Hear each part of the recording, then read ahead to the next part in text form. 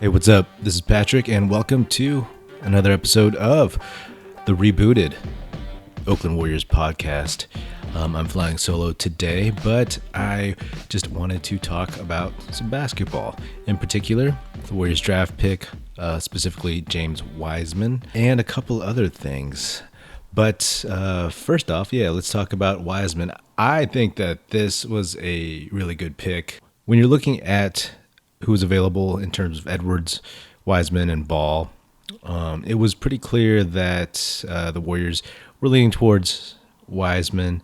I think for me personally, there was a time where I wanted Edwards because I was like, oh man, I can imagine Edwards coming off the bench and then it would just be basically a deluge of offense from him and Klay and Steph and Wiggins, and I thought that it would be a kind of a cool thing to have that kind of firepower, this change of pace guy who was super strong and could go to the rack and score from all three levels. If they went that direction, that would have been cool. Of course, the Timberwolves took him first because they didn't get any trade offers that they liked. Well, when the Warriors pick came up, there was a part of me, and I thought this for maybe about like a month. I had this theory in my head that the long play, the con that the Warriors were trying to pull off was getting LaMelo Ball. And the reasoning was a lot of people have said that he's the best talent in the draft. He's someone who's really good at one particular skill, which is passing. And I was like, maybe they do take him because maybe what they're seeing is in a couple years, in a few years, when Klay and Steph get a little bit older and they just turn into a couple of dudes who are running off of screens nonstop and shooting threes, and you'll have LaMelo Ball running the point, hitting them with dimes. I thought maybe that would be the play, but clearly that was not.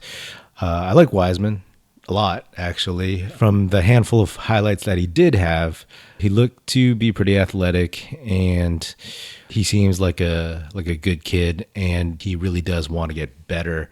Of course, it makes sense to bring him along slowly. Everyone's like, he's going to be in the starting lineup right away. But let's take a step back because the guy has not played an organized game, an official game, in over a year. And he only played 3 college games total anyway. So with this weird season coming up, he got drafted. He's not going to have any kind of summer league. He's going straight into preseason with the whole squad, into training camp, maybe a few games, and then just start playing in the NBA. Now that's really, really hard to do. And I think it's smart that the Warriors are talking about taking their time with him. I mean, if Looney's healthy, start the guy. If Chris is healthy, start the guy. There's no immediate need to have James Wiseman starting an NBA game just yet and putting all that extra pressure on him. Have him come in, have him do the simple things, rim run, rebound, play defense. Make sure he knows not to go for pump fakes like our man Damian Jones used to do all the time. And just kind of make sure that his fundamentals are solid. I feel like Coach Collins and even Zaza, if he gets down there, can teach him a lot about playing in the NBA as a big man. And Wiseman's athleticism will take over down the road. What you're hoping for is a guy who's here for the future, who's going to be a franchise cornerstone. There's a lot of people out there who love him. There's some people who don't think it was a good idea to draft a center. But let's face it, like, he's pretty athletic, and it seems like he can guard on the perimeter. We shall see.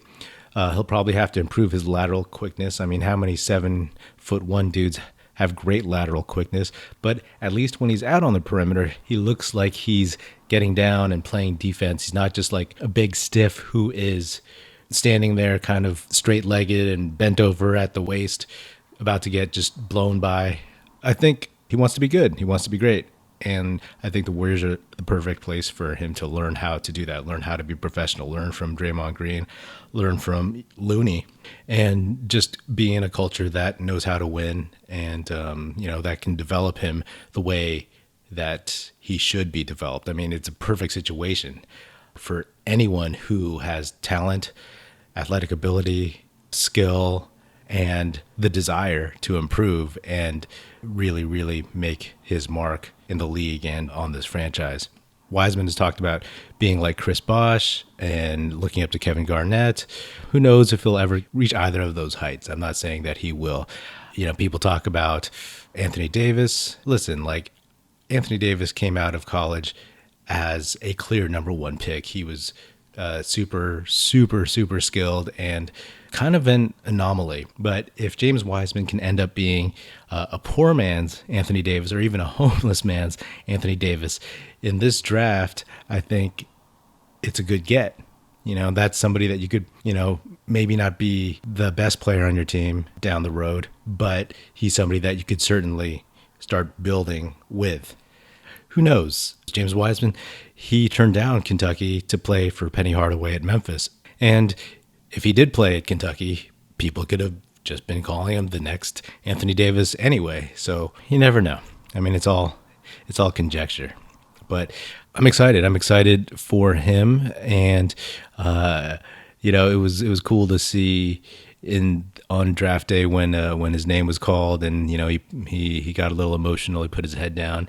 And those are the fun things that make you feel good about watching some of these kids work hard and get this opportunity. And I feel like he'll take advantage of it and make the most of it.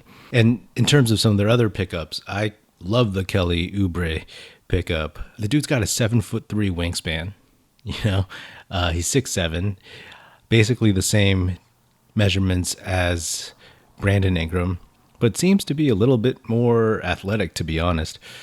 He's awesome in the open court. I don't know if you've had a chance to look up any of his highlights on YouTube, just on the fast break, but the dude knows how to put the ball in the bucket, and he's a fast dunker, if you know what I mean. Like, maybe because of his arms being so long, just like he jumps and he's like, the ball is just ready to go into the basket. So once he gets a head of steam going, like, he gets up and it's gone. And if he can give what he gave last year for the Suns, if he can average, what was it, like 18, a little over 18 points and 35 from three-point land, that's not bad.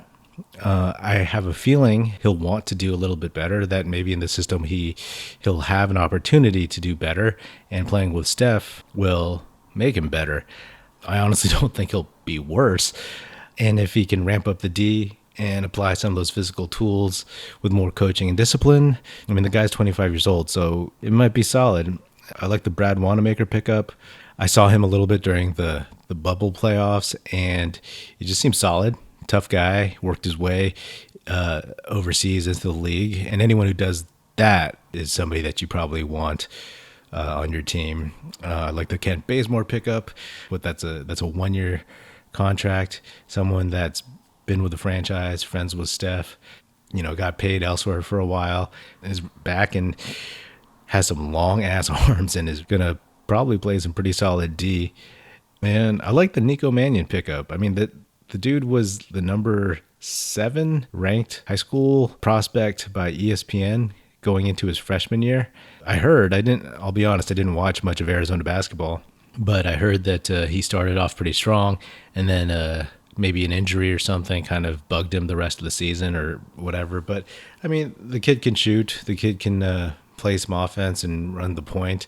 And I think having him on a 2-way contract, picking him in the second round in the 40s, I know people who were saying that there were other better shooters, but maybe they found somebody who can find what he had before, and playing with Steph and playing in this Warriors system, it might be the right fit, the right place for him to realize his potential. I think he's got skills.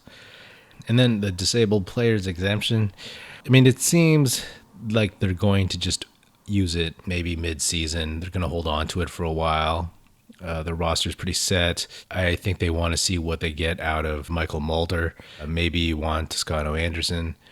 I believe the DPE expires in April. So there's time. There's time to use that. Might as well wait and see what they have overall with the roster and then figure out what holes need to be plugged.